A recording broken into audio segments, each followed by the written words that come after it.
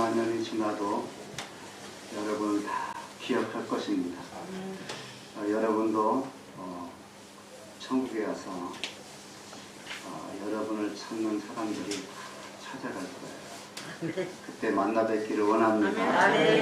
아마 눈물의 상봉, 감격과 기쁨의 상봉이 되지 않을까 그런 기대가 있습니다. 오늘은 이제 2021년도 마지막 주일입니다. 이 마지막 주일에 서보니까 참 세월이 참 빠르구나 하는 것을 또 느끼게 됩니다. 작년에 이어서 올해 또 마찬가지로 이 코로나로 인해서 정말 힘든 그런 여정이었습니다. 국가 경영이 마비될 정도로. 그리고 참 이 사업을 하고 또 이런 자영업을 하는 그런 사람들이 너무너무 힘든 그런 세월을 우리가 2년여 세월을 다 보냈어요. 이제 3년째 맞아들이는데 이동안에 잘 견뎌준 것 참 감사하고 하나님께서 우리에게 그런 은혜를 베풀어 주신 줄로 믿고 또 감사를 드리면서 이 마지막 예배를 드렸으면 좋겠습니다. 큰 교회든 작은 교회든 너무너무 힘들게 버텨오는 겁니다. 수많은 작은 교회들이 문을 닫았습니다. 견디지 못하고 이 후유증이 언제 끝날지 모르겠어요. 해외 선교도 많이 위축이 되고 중단되어진 선교사들도 참 많습니다. 국내 교회의 형편과 처지가 이러니까 물론 지원이 그렇게 끊어진 그런 교회들도 선교사님들도 많이 있지만 또 현지에서도 선교가 그렇게 또 어렵대요. 이 코로나로 인해서 사람 만나기가 어렵고 그리고 복음을 전하기가 그렇게 힘들었다고 그럽니다. 그래서 우리가 하루하루를 산다는 게 너무 힘들었고 정말 이 코로나가 올해는 끝나겠지. 올해 초만 시작해도 연초에 끝나겠지. 여름이면 끝나겠지. 가을이면 끝나겠지. 그렇게 끝나기를 기대하면서 기도하며 버텨왔는데 지금 상황은 더 악화되어져 가고 있고 이게 또 언제 끝날지 모르는 그리고 어떤 사람들은 이건 이제 끝나지 않는다. 계속 이대로 갈 것이다 라고 하는 그런 진단을 내리고 있기 때문에 많은 국민들이 지금 낙심하고 있고 또 우리 교회 안에도 이 코로나로 인해서 얼마나 쪼그라들었는지 모릅니다. 이 기독교가 그야말로 위기 중의 위기예요. 그런데 오히려 하나님은 그런 위기를 통해서 언제든지 새로운 역사를 일으키셨기 때문에 새로운 역사의 기회가 되어질지도 모릅니다. 하나님은 그렇게 충분히 하실 수도 있기 때문에 하나님을 믿는 우리에게는 이 코로나 상황도 결코 낙심할 일은 아닙니다. 여러분 마지막 주일을 맞고 보니까 그래도 세월이 참 빠르구나 이걸 또 느끼게 되는데 하나님께서 우리에게 주신 것 중에 가장 귀한 것이 무엇이 있을까? 저는 한번 생각해 보니까 시간이라고 생각을 해요. 왜 그러냐면은 우리 인생에 아직도 시간이 많이 남아있다고 한다면은 그 사람은 무엇이든지 가능한 사람이기 때문에 그렇습니다. 아직도 기회가 많이 열려져 있기 때문에 시간만 있다면 기회는 언제든지 주어집니다. 내가 건강할 수도 있는 기회가 있고 내가 성공을 다시 할 수 있는 기회도 있고 내가 주님 앞에 회개하고 믿음으로 다시 세워질 수 있는 기회도 되기 때문에 이 시간이 있다고 하는 것만큼 큰 은혜가 없어요. 여러분 그런데 만약에 우리 인생에 이런 시간들이 사라지게 되면 이 시간 속에 있는 그 많은 가능성과 기회가 다 사라져 버립니다. 시간과 함께 다 사라진다는 거예요. 그래서 하나님께서 우리에게 주신 이 시간이야말로 하나님의 최고의 복이요 선물이요 우리 인생에 있어서 최고의 재산이요 아멘. 하나님의 은총의 선물인 줄로 믿습니다. 아멘. 사실 세월이 가라고 하는 것은 이 시간은 계속 흘러가는 거 아니에요? 일직선상에 있는 시간임에도 불구하고 참 복된 것은 감사한 것은 하나님이 그 시간들을 다 이렇게 토막토막 내주셨다는 거예요. 매듭을 이렇게 칠 수 있도록 시간을 이렇게 나눠놨어요. 하루는 24시간으로, 일주일은 또 7일로, 한 달은 30일로, 1년은 365일로 그렇게 시간을 딱딱 이렇게 토막토막을 내주셨습니다. 여러분, 따지고 보면은 어저께 내 모습이 오늘의 내 모습이 뭐 달라진 게 있습니까? 별로 달라진 게 없어요. 그러니까 계속 이어져 가는 속에 짧은 시간을 보게 되면 그게 무슨 변화가 있나, 뭐 잘라진 것이 무슨 의미가 있나 이렇게 생각할 수도 있겠지만은, 그러나 하나님께서는 그것을 나누어 딱 놓으니까 여러분 이제 5일밖에 남지 않았습니다만은 성부 영신 예배를 딱 드리고 그리고 마지막 시간을 보내고 새해 딱 첫 시간을 맞게 되면 달라지는 게 있어요. 뭐가 달라져요? 나이가 달라지잖아요. 나이가 그 하루 사이에 자고 나면 내가 한 살을 더 먹게 됩니다. 어떤 사람은 50대에서 60대로 훅 뛰어넘습니다. 여러분, 이 50대와 60대는 이 인생의 삶의 무기가 굉장히 달라집니다. 어제까지만 해도 내가 50대였는데 60대가 딱 되어지면 그때부터는 이 코로나 상황 속에서 관리 대상이 되는 거예요. 노령 인구에 들어갑니다. 60대부터는. 그래가지고 관리 대상이 된다는 것입니다. 50대하고 60대가 이렇게 차이가 있는 겁니다. 근데 그것이 바로 하룻밤 사이에 달라진다. 그러나 하나님께서 시간을 이렇게 토막을 내주신 것은 우리 인간들을 향한 하나님의 배려심이라고 생각을 해요. 우리 인간들을 배려해 주셨다고 생각을 합니다. 여러분, 그렇게 시간이 토막이 나 있기 때문에 내가 어느 시점에는 반드시 결단을 할 때가 있습니다. 그 시간 매듭마다 내가 새로운 결단을 하게 됩니다. 왜? 지나간 세월을 돌아보고 앞의 세월을 바라보기 때문에 그 지금 현재 시점에서의 과거의 시간하고는 미래의 시간이 달라야 된다고 하는 이런 비전과 소망이 우리에게 있기 때문입니다. 그래서 이 매듭 시간에 굉장히 중요한 결단을 하게 돼요. 사람들마다.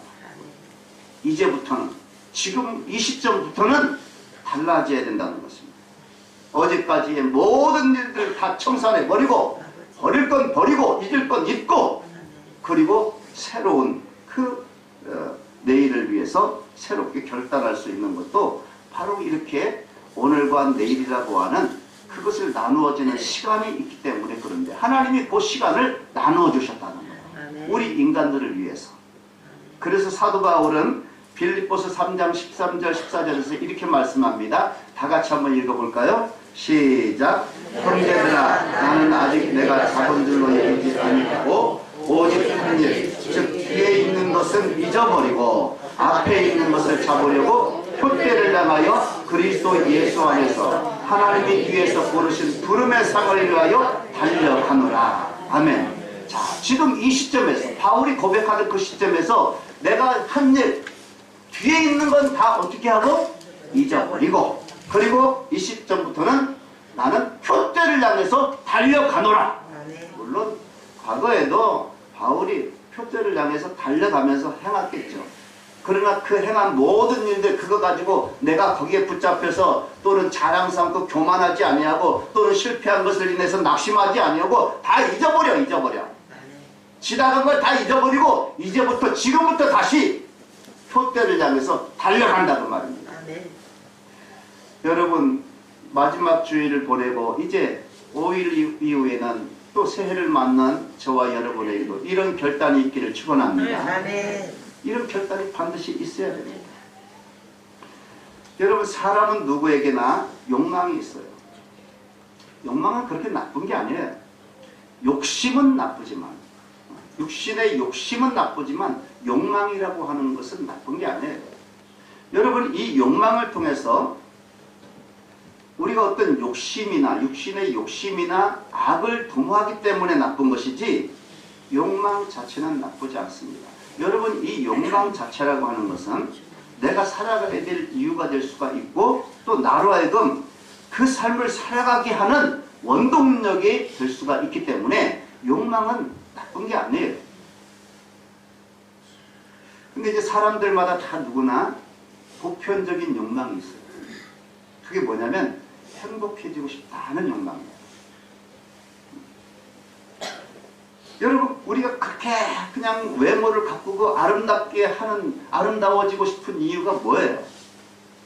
궁극적으로 보면은 행복을 추구하기 때문에 그런 겁니다. 내가 그렇게 애써서 돈을 모으고 열심히 일을 해서 내가 세상에서 어떤 지위를 얻고 또는 지식을 얻기 위해서 노력하는 것도 궁극적으로 가만히 보면 행복해지기 위한 노력입니다. 그게 잘못된 것 아닙니다. 그러나 세월이 흘러가고 시간이 흘러가면서 내가 한 살, 두 살 나이를 먹게 되고 이제 뭐 다른 말로 말하면 점점 늙어간다고 그러는데 사실 늙어가는 게 아니라 철이 드는 거예요. 익어간다는 말도 좋습니다. 익어간다는 말 어디서 들었지? 가요에서 들었지. 익어간다. 철이 든다. 그렇게 보면 됩니다. 여러분, 철이 들게 되면 깨닫는 것이 있어요. 내가 그렇게 예전에 추구하던 것들, 그렇게 내가 뭔가 가지려고 하고 높아지려고 하는 모든 것들이 다 부질없다는 것을 깨닫게 됩니다. 여러분 잘 아시는 대로 여러분 솔로몬이라고 하는 이 사람은요, 안 가져본 것이 없을 만큼, 안 누려본 것이 없을 만큼 모든 것을 다 가지고 다 누려봤어요. 그런데 이 솔로몬이 나이가 들고 철이 들기 시작하면서 그가 마지막으로 노래하고 깨닫는 것이 무엇이냐? 모든 것이 다 헛되고 헛되며 헛되고 헛되고다. 이걸 노래합니다. 여러분, 아니 우리가 그것만 있으면 나는 행복할 것 같고 그것만 있으면 정말 좋을 것 같은데 그 모든 것을 다 가지고 누려본 그 사람이 헛되고 헛되다고 노래하는 건 도대체 뭐냐 이게. 그래서 솔로몬은 전도서 3장 13절에서 이렇게 말합니다. 사람마다 먹고 마시는 것과 수고함으로 낙을 누리는 그것이 하나님의 선물인 줄도 또한 알았도다. 여러분, 솔로몬은 그렇게 모든 것을 가지고 있는 모든 것이 다 헛되다고 얘기를 했고 우리들은 그걸 가지려고 하는 것은 이건 무슨 차이냐? 솔로몬은 철이 든 사람이고 우리들은 철이 덜 든 사람이기 때문에 그렇다는 거예요. 지금 솔로몬이 그 많은 것을 가졌는데 그 모든 것이 다 무엇이냐? 하나님의 선물인 줄로 알았다는 거예요. 자기가 가진 모든 것은, 자기가 누린 모든 것은 다 하나님의 선물이다. 여러분, 이것을 여러분도 깨닫습니까? 아멘. 내가 누리고 있는, 가지고 있는 건 다 하나님의 선물인 줄로 믿습니까? 아멘. 그렇다면 여러분은 거기에 대한 감사가 있습니까? 아멘. 네. 솔로몬은 그 모든 것이 다 하나님께로부터 왔다는 사실을 감사했어요. 아멘. 말로만 아니라. 그래서 그 모든 것을 가지고 하나님의 성전을 건축합니다. 여러분, 우리들은 하나님이 주신 것 감사하다고 얘기를 하면서 주의 역사를 위해서 우리가 얼마나 희생하고 헌신을 하느냐, 그것에 따라서 우리가 진짜 하나님의 그 은혜를 내가 깨달았느냐 못 깨달았느냐, 철이 들었느냐 안 들었느냐가 거기서 결정이 나는 거예요. 이 세상에서 내가 얻고 추구하고 있는 그 행복과 기쁨은 어떤 조건이나 환경에서 오는 것이 아니라 하나님이 주신 선물인 줄로 깨닫는 데서 내가 철이 드는 거라는 거예요. 이걸 아직도 깨닫지 못했다고 한다면 지금 철부지 인생을 살아가는 거예요. 많은 걸 받았음에도 불구하고 건강이나 시간이나 물질이나 지식이나 환경이나 자식이나 모든 걸 받았음에도 불구하고 우리들은 하나님 앞에 그걸 깨닫지 못해요. 깨닫지 못하니까 감사도 못하고 헌신도 못하는 거예요. 이게 철부지 인생입니다. 그러나 작은 것이라도 우리 주님이 주셨다 하는 것을 깨닫고 고백할 줄 아는, 내 삶으로 고백할 줄 아는 사람이 그 사람이 철이 든 인생이다 그 말입니다. 아멘. 성경 누가복음에도 보면 베드로가 갈릴리 바다에서 밤새도록 그물질 하지만은 한 마리도 못 잡잖아요.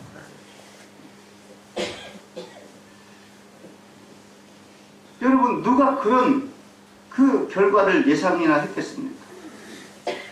그러나 던져보니까 내 뜻과는 상관없이 고기가 안 잡히는 겁니다. 나는 열심히 내가 노력하는 대로 얻을 줄 알았어요.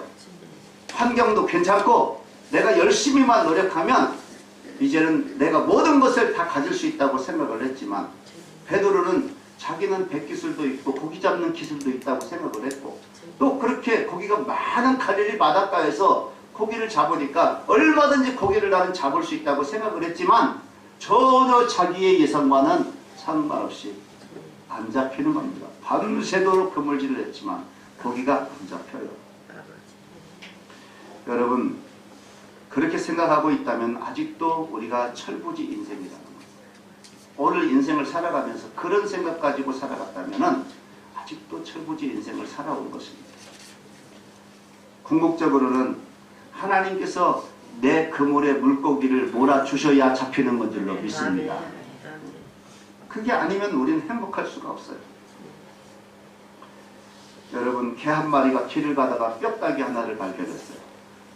그래가지고 이 뼈다귀 얼마나 재수가 좋습니까? 그래서 열심히 그 뼈다귀를 핥고 깨물고 막 그래가지고 아주 맛있게 먹어요. 그냥 핥고 깨물 때마다 그냥 이 맛있는 국물이 쑥쑥 나오는 것 같아. 그렇지만 사실은 그 뼈다귀에서 국물이 나오는 것이 아니라 그 뼈다귀를 깨물다가 찔리고 상한 자기의 잇몸에서 나오는 피였습니다. 그 피가 그렇게 맛있고 그냥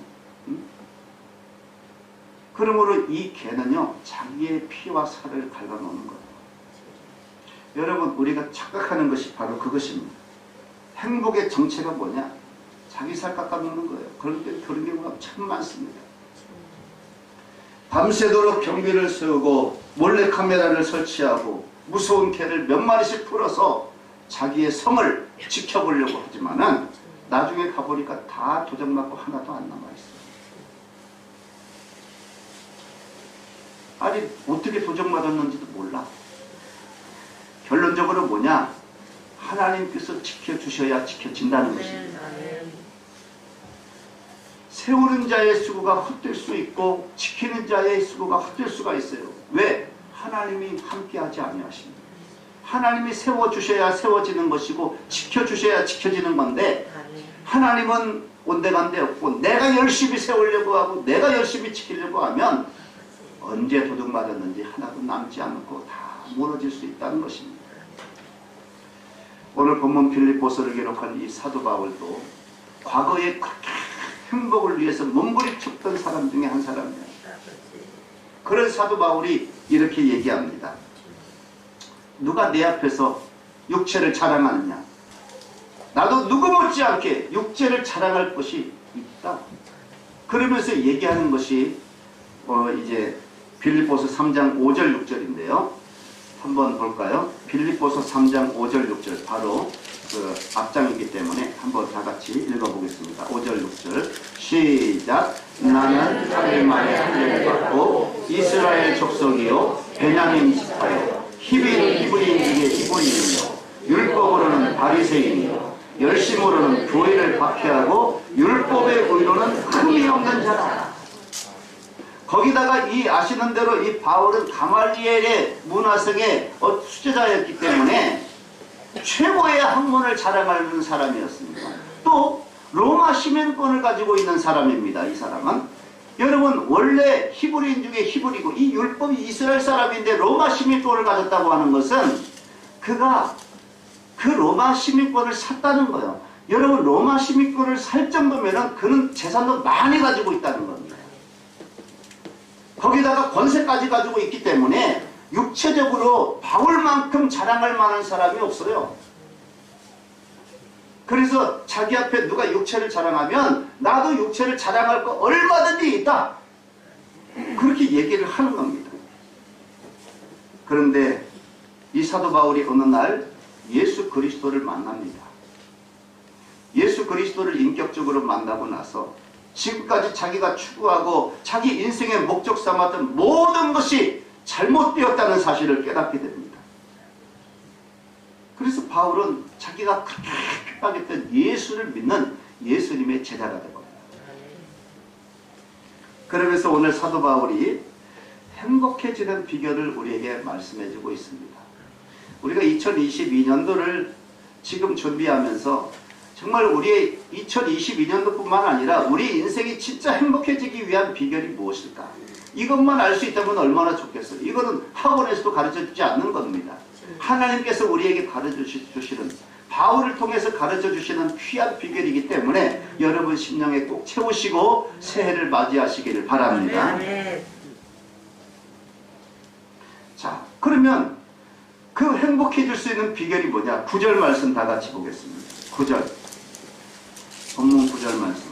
시작. 너희는 내게 배우고 받고 듣고 본 바를 행하라. 그리하면 평강의 하나님이 너희와 함께 계시리라. 아멘. 우리가 행복해질 수 있는 세 가지 중요한 메시지가 여기에 들어가 있어요. 저는 이걸 행복의 원리라고 말하고 싶어요. 행복의 3대 원리. 이게 뭐냐? 오늘 세 가지를 살펴보려고 합니다. 첫 번째 원리는 뭐냐? 따라서 합시다. 알매 원리. 알매 원리. 네. 알매 원리가 바로 행복의 원리예요. 여러분, 안다고 하는 것은 대단히 중요한 겁니다. 그래서 세상에서도 아는 게 힘이다, 이렇게 말씀하잖아요. 아는 게 힘이에요. 자, 그런데 이 안다라고 하는 개념이 그렇게 만만치 않습니다. 여러분, 어떤 정보를 내 머릿속에 그냥 담아두고 내가 기억하면 그것이 아는 겁니까? 우리는 그걸 지식이라고 말을 합니다만은 그건 진짜 지식이 아닙니다.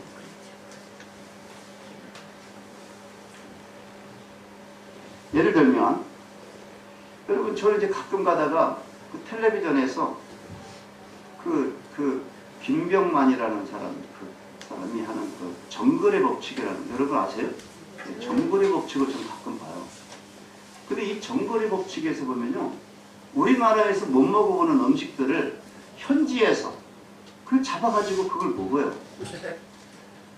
근데 그걸 먹으면서 이 사람들이 그 리액션을 하는데, 와, 얼마나 맛있게 먹는지 몰라. 그냥 딱 먹는데, 이러면서 먹더라고. 아니, 세상에 한 번도 맛을 보지 않는 그 어떤 것을, 진짜 맛있는 것을 먹는 것처럼 막 하면서, 너도 먹어봐. 그러면 또 옆에 사람도 먹어봐. 이런 거 처음이라고 막 그러면서 먹는데, 야, 그거 한번 먹어보고 싶어. 그래가지고 그 사람들이 설명을, 저게 무슨 맛일까? 그러면서 자기들이 이제 설명을 하는데 무슨 식감이 어떻든지 무슨 맛은 어떻든지 그 얘기를 해주는데 내가 알까요? 모르죠. 설명을 하면 이제 그런 맛이겠구나. 요것은 그냥 대충 알긴 알겠지만은 그 맛은 모르는 겁니다. 그 맛을 아는 사람은 먹어본 사람만 아는 거예요. 그러므로 음식 맛을 먹어본 사람만 알듯이 여러분, 무엇을 안다고 하는 것은 그것을 내가 체험하고 경험하지 않냐면 아는 게 아니에요, 사실은. 예수님도 마찬가지입니다. 남이 나에게 들려준 어떤 정보를 통해서 내가 예수님이 그런 분이겠구나, 이렇게 생각하는 것은 예수님을 진짜 아는 게 아니에요. 여러분, 성경 공부를 백날 해도요, 예수님에게 대해서 이런저런 이렇게 공부를 통해서 가르쳐주면 그거 지식적으로 우리 머릿속에 다 담아두긴 합니다. 어떤 사람은 그냥 말씀 한 정도 잘 압니다. 그런데 그 사람이 진짜 예수님을 알까요? 예수님을 진짜 아는 것은 그 사람이 내가 설교를 통해서나 기도를 통해서나 봉사를 통해서나 뭘 통해서 예수님을 직접 경험해 봐야 됩니다. 내가 예수님을 만나고 예수님을 체험한 그 사람만이 예수님을 진짜 아는 것이지, 들어서 아는 것으로는 아는 게 아니라 그 말이에요. 아무리 백날 말해도. 그래서 여러분, 우리가 왜 기도가 필요하냐? 기도 응답을 해야, 받아야 우리 주님이 누군가, 그리고 그 기도의 중요성이 무엇인가를 알지, 아무리 내가 여기서 백날 기도에 대해서 설교를 해도 여러분은 기도의 맛을 몰라요. 기도해본 사람만 기도의 맛을 알아요. 사도 바울은 어느 날 내가 지금까지 누리고 살고 내가 목적하고 살았던 모든 걸 다 배설물처럼 버린다고 얘기합니다. 그러면서 그 이유를 이렇게 얘기합니다. 내가 예수님을 인격적으로 체험하고 만나보고 경험해보니 예수님을 아는 그 지식이 가장 고상합니다. 어떤 지식보다도 예수님을 알고 예수님을 체험하고 만나는 그것이 가장 고상한 것이다. 그 모든 것들은 다 배설물과 같아. 그 고상함에 비하면 예수님을 만나서 예수님과 함께 교제하는 그것을, 그리고 예수님이 내게 예비하신 것들을 우리가 듣고 보니까, 내가 알고 보니까, 내가 이 세상에서 예수님 모르고 추구하고 그렇게 얻으려고 했던, 가지려고 했던 모든 것들은 배설물과 같아. 배설물과 같아. 비교할 바가 아니야 이거는. 여러분, 우리나라 기독교 초창기에 채필근이라고 하는 목사님이 계셨어요. 근데 이분은 이제 비교 종교학자인데, 이분이 어렸을 때는 참 엄격한 아버지 밑에서 자랐기 때문에 그 아버지의 영향을 많이 받습니다. 근데 그 아버지가 아주 독실한 유교 신자입니다. 그래서 아버지를 따라서 이제 이 채필근이라는 사람은 유교, 아주 독실한 유교 신자가 되는 거죠. 근데 이분이 이제 기독교를 어떻게 이제 받아들이고 비교 종교학자가 되어지는데, 나중에 목사가 되어집니다. 이제 우리 그 장로교 신학대학교의 3대 학장입니다, 이분이. 근데 이분이 비교 종교론을 이제 쓰면서 그 책 서문에다가 사과문 2개를 씁니다. 사과를 하면서 그 책을 시작을 하는 거예요. 첫 번째 사과는 뭐냐? 내가 사실 이렇게 많은 지식도 없고 또 이렇게 실력도 없는 내가 이런 책을 쓴 것에 대해서 미안하다 생각한다 하면서 독자들에게 사과를 합니다. 이렇게 실력도 없는 내가 이런 참 어려운 학문에 대해서 책을 쓴다는 게 좀 미안합니다 하는 그런 조의 사과문을 써요. 또 하나의 사과문은 뭐냐? 내가 지금까지 따랐던 이 공자님께 올리는 사과문입니다. 그 사과문을 한번 여러분 들어보시기 바랍니다. 나는 본래 유교 가정에서 태어나서 아버지를 따라 아주 깊이 유교를 숭상했는데, 내가 14살 때 우리 아버지가 기독교로 개종을 했습니다. 그날 나는 너무 많이 울었습니다. 그래서 아버지 방에 들어가 유교 경전을 쌓아놓고 공자님께 하소연을 했습니다. 내 아버지는 기독교를 좀 더 알아야 기독교를 공부할 수 있다고 하시면서 성경을 읽다가 그만 불행하게도 기독교로 개종을 하고 말았습니다. 그러나 나는 공자님께 맹세를 합니다. 나는 절대로 공자님을 버리지 않기로 맹세를 합니다. 그러던 어느 날 아버지께서 말씀하시기를 내일 너도 교회에 같이 가자 라고 하셨습니다. 저는 이 핑계 저 핑계를 댔지만 아버지의 뜻이 너무 완고하셔서 내일은 어쩔 수 없이 교회에 갈 수밖에 없지만, 공자님, 저는 다시 한번 공자님께 맹세합니다. 아주 가는 것이 아니고 아버지가 돌아가신 후에 반드시 공자님께 다시 돌아오겠습니다. 이렇게 맹세를 한 지 60년이 지났지만 나는 아직도 공자님께 돌아갈 수가 없습니다. 약속을 지키지 못해서 죄송합니다. 오늘 공자님께 부득이 드릴 말씀이 있습니다. 건방지더라도 용서하십시오. 공자님, 예수 믿으십시오. 내가 알고 보니 예수는 만왕의 왕이요 만유의 주이심을 알게 되었습니다. 공자님을 비롯해서 소크라테스, 석가모니 등 여러 성인들도 그분 앞에 무릎을 꿇어야 한다는 것이 우리 기독교의 신앙입니다. 얼른 보면 독선주의자 같지만 이것이 근본적 진리입니다. 이렇게 그 비교 종교가 그 론을 쓰면서 서문에다가 공자님에게 사과문을 올린 거예요. 여러분, 무엇인가 진정으로 한다고 하면 그게 나로 하여금 인생을 모험하게 하고 결단하게 하고 헌신하게 하는 겁니다. 이와 같은 산지식이 우리의 삶을 행복하게 하는 줄로 믿습니다. 여러분, 예수님을 믿는 그 지식, 여러분의 그 지식은 산지식입니까? 아멘. 이걸 우리가 분명히 한번 점검할 필요가 있어요. 두 번째 행복의 원리, 사도 바울이 말하는 행복의 두 번째 원리는 따라서 합시다. 행함의 원리. 행함의 원리. 알의 원리에 의해서 그 다음에 이어져야 돼. 반드시 이어져야 되는 것이 이 행함의 원리입니다. 아멘. 여러분, 내가 지식을 갖고 믿음을 갖고 있는 궁극적인 목적이 뭐예요? 행하기 위해서예요. 행하기 위해서. 말 번들이를 하기 위해서 한 게 아니라 그것을 행하기 위해서 내가 지식을 갖고 믿음을 갖는 것입니다. 아멘. 내가 예수 믿고 나서도 삶이 변하지 않는다. 그러면 그 사람의 지식이, 그 사람의 믿음이 살았다고 할 수 있습니까?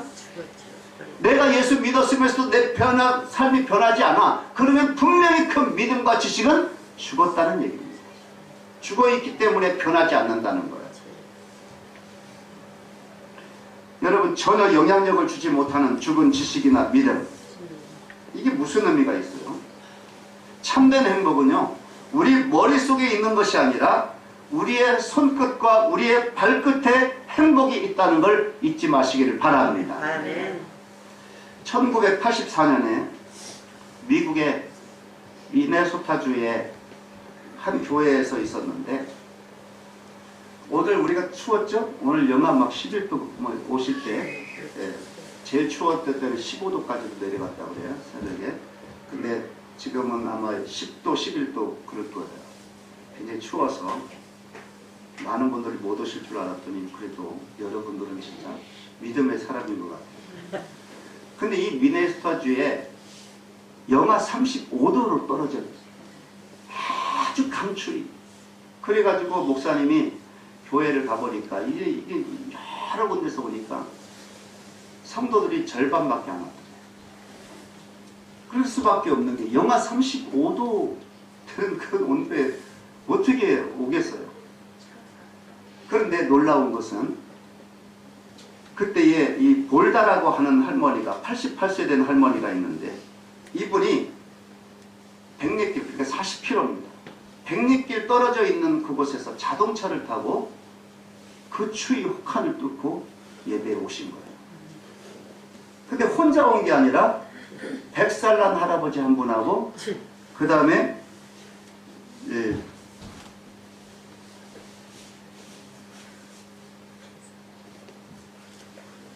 94세 100살 난 할아버지하고 94세 된 할아버지 한 분하고 두 분을 모시고, 자기도 88세인데 그 운전을 해가지고 그 백리길을 혹한을 뚫고 와서 예배에 참석했다. 그래가지고 목사님이 건강이 염려되잖아요, 그 연세들. 그래가지고 물었대요. 아니, 어떻게 이 혹한에 그 먼 거리를 나오셨어요? 이런 날은 좀 쉬시죠. 목사님이 그러셨대. 그러니까 이 할머니의 이 말이 이런 말입니다. 목사님, 이런 작은 십자가를 진 것뿐입니다. 아직 내 목숨까지 드릴 수 있는 믿음은 안 되고 이 작은 십자가는 내가 져야죠. 그렇게 대답을 하더라고요.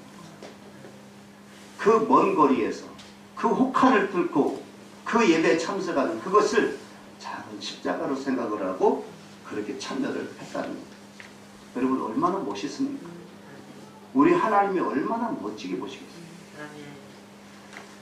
백리길을 영하 34도 혹한을 헤치고 나오는 이 할머니의 이 행함, 여러분, 이 행함이 그냥 거기에 누구 보고 싶어서 나왔겠어요? 아닙니다. 예배가 소중하다는 사실을 알고 우리 주님이 기다리고 있다는 사실을 믿고 지금 그 자리에 믿음을 행함으로 보인 것입니다. 여러분이 오늘 이 자리에 있는 이것도 여러분의 믿음을 하나님께 보인 거예요. 이것은 행함의 원리입니다. 내가 알고 있는 믿음, 내가 알고 있는 지식은 그냥 내가 말 잘하기 위한 것이 아니라 행하기 위해서라는 사실을 기억하고 여러분이 믿는 그 믿음대로 늘 행함으로 말미암아 하나님 앞에 우리의 신앙을 보여드리고 기쁨을 올려드리고 하나님이 칭찬하시는 그런 승리자들 다 되시기를 주님의 이름으로 축원합니다. 올해뿐만 아니라 내년에도 우리의 믿음은 계속해야 합니다. 그 다음에 세 번째 마지막 행복의 원리는 뭐냐? 따라서 합시다. 믿음의 원리. 믿음의 원리. 네, 믿음의 원리. 이 믿음을 가지고 있을 때에 행복이 있다는 것입니다. 아멘. 사도 바울은 말하기를 평강의 하나님이 너희와 함께 계시리라. 우리 옆 사람에게 한번 축복할까요? 평강의 하나님이 집사님과 함께 하시기를 원합니다. 네. 올해도 그랬지만은 내년에도 평강의 하나님이 함께 계실 줄 믿어요. 여러분, 이 사도 바울은요, 임마누엘에 대한 믿음이 있었어요.